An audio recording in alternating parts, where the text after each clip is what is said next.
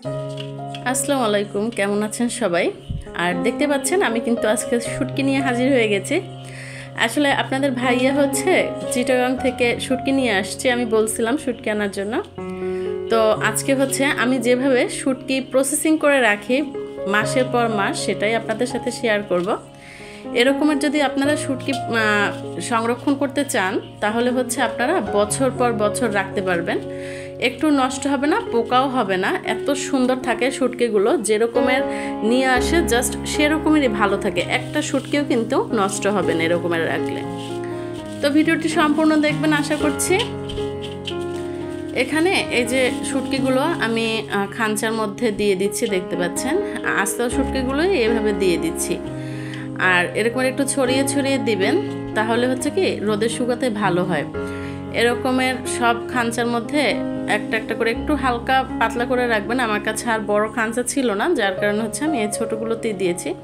দিয়ে এই যে নেটের সাহায্যে ঢেকে দিচ্ছি। আর এগুলো হচ্ছে আমি বানিয়েছি মশারি থেকে। আমার হচ্ছে ফেসবুক পেজে এর ভিডিও দেওয়া আছে, আপনারা চাইলে দেখে নিতে পারেন। তো এভাবে যদি আপনারা নেট দিয়ে বানিয়ে হচ্ছে যে কোনো জিনিস ছাদে শুকা দেন, তাহলে কিন্তু পিঁপড়া বা পোকামাকড় পাখি কোনো কিছুই এগুলো নষ্ট করতে পারবে না। অনেক আগে হচ্ছে আমি ছাদে এরকমের শুটকি শুকা দিয়েছিলাম, শুকনা মরিচ শুকা দিয়েছিলাম। এগুলো দেখা যায় কি ছাদে হচ্ছে পাখি আসে, কবুতর আসে, ওগুলো ঠোকর দিয়ে সারা বাড়ি ছড়িয়ে ছিটিয়ে দেয়। আর হচ্ছে মাঝে মধ্যে দেখা যায় কি পটিও করে, তো একবারে মানে ভক্তি হয় না, অভক্তি লেগে যায় খাওয়ার জন্য। যার কারণে আমি নিজেই হচ্ছে এই আইডিয়া করে এরকম নেট দিয়ে বানিয়ে নিয়েছি।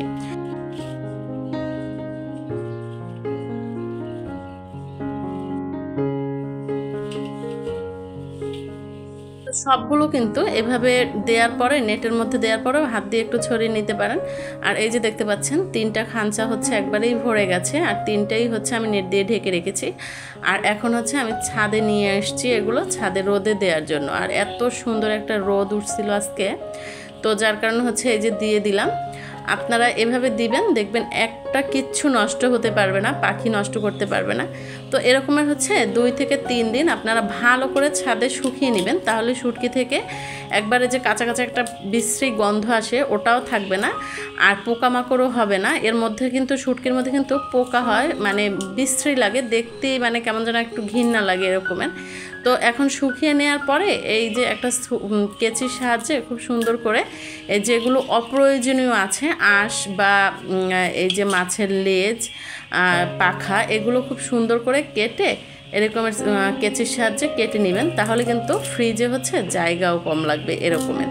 আর বড় থাকলে আপনারা যদি আস্ত রাখেন তাহলে কিন্তু জায়গা বেশি লাগে। আর এইসবের জন্যই কিন্তু মানে পোকাটা বেশি হয়, যেগুলোর প্রয়োজন নেই সেগুলো কেটে ফেলে দিলে আর ওরকমের পোকাটা হবে না। তো এই যে দেখতে পাচ্ছেন আমি কিন্তু সবগুলো এরকমের একে একে করে কেটে নিচ্ছি। আর এর জন্য কিন্তু আপনার রান্নার সময় অনেকটা সুবিধা হবে, বারবার মানে পরিষ্কার করার দরকার হবে না।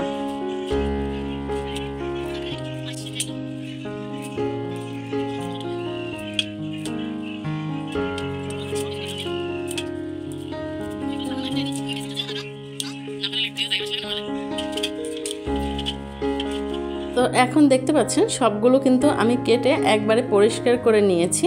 আর এগুলো এরকমের প্লাস্টিকের বক্সের মধ্যে খুব সুন্দর করে একটু সিস্টেম করে রেখে দিলে কিন্তু জায়গাটা কম লাগবে। আর দেখতে পাচ্ছেন আমি কীরকমের রাখছি, তো আপনারা এভাবে রাখবেন, তাহলে দেখবেন একবারে বছরের পর বছর কিন্তু এভাবে শুটকি রাখলে একটুও পোকাও হবে না আর গন্ধও হবে না। আর বেসিক্যালি হচ্ছে আপনারা রান্নার সময় হচ্ছে এটা খুব সুন্দরভাবে খুব তাড়াতাড়িভাবে রান্নাটা করতে পারবেন, বারবার পরিষ্কার করার ঝামেলা থাকবে না। আর এই মুহূর্তে বলে রাখছি, আমার ভিডিওটি যদি ভালো লেগে থাকে অবশ্যই আমার চ্যানেলটি সাবস্ক্রাইব করে পাশে থাকবেন। আর বেশি ভালো লেগে থাকলে অবশ্যই লাইক কমেন্টস দিবেন, আর শেয়ার করে আপনি আপনার টাইমলাইনে রেখে দিতে পারেন।